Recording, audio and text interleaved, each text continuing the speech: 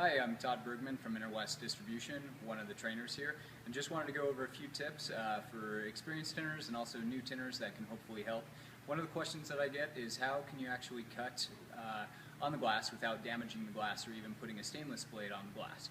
So what I've got here is an actual blade, actually a carbon blade, to prove a point, with a little piece of plastic core just on the tip.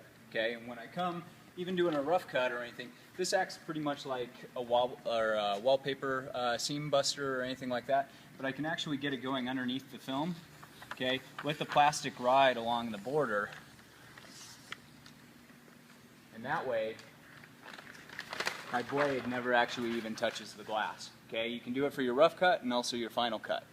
Now moving on to the side glass, I get questions all the time as far as, hey Todd, how can we actually do this? Or I see tinners basically using their factory edge down at the bottom, aligning it first, dropping the window, cutting the top border, and then go ahead and cutting the sides or marking the sides.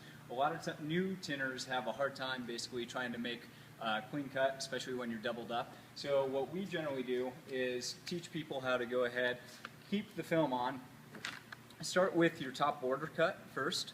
Okay, that way if you do get a jagged edge or anything else, you have room to move the film up, make a secondary cut. Okay, from that point in time, once you're happy with your top border, I can go ahead, fold this back, roll it up, and I can actually even use grease pencil to mark my sides and my bottom depending on where I want my final cuts to be. Then go ahead, take my templates off to the glass table, and go ahead and take a straight edge around my corners, and I'm good to go and never really touched a blade to the actual glass. Some of the wing windows that are the most difficult have even basically rubber seals on the inside now.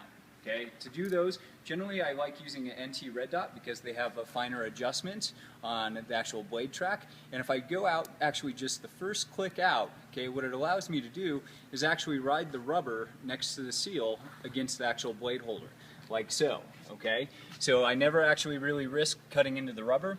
So if I lay my film down, feel where it actually starts, drop my blade, okay, go ahead, slide that down, and let the blade actually do the work. What it allows me to do is make a nice clean cut all the way down that edge. Okay, same way, if I need to come back up, I'm just going to drop that back into place, go ahead up to my corner, tear off my film, come back,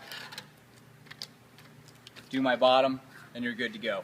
A few other quick tips. I always try to utilize a vertical hanging spray board just because anytime you pull a liner, it does attract lint. So having it vertical, not on your back glass when you're trying to remove your liner, can help in reducing contamination.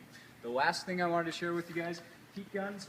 Okay, a lot of people use a paint stripping heat gun similar to this. Not bad, but if you use some of the other heat guns out there, what you want to look for is a higher CFM as far as your air movement goes. Okay, these actually function better when you're shrinking and help the film shrink more evenly than getting hot spots with some of your typical paint stripping guns. So that's it for this week. Just hope those tips help, and see you in the future.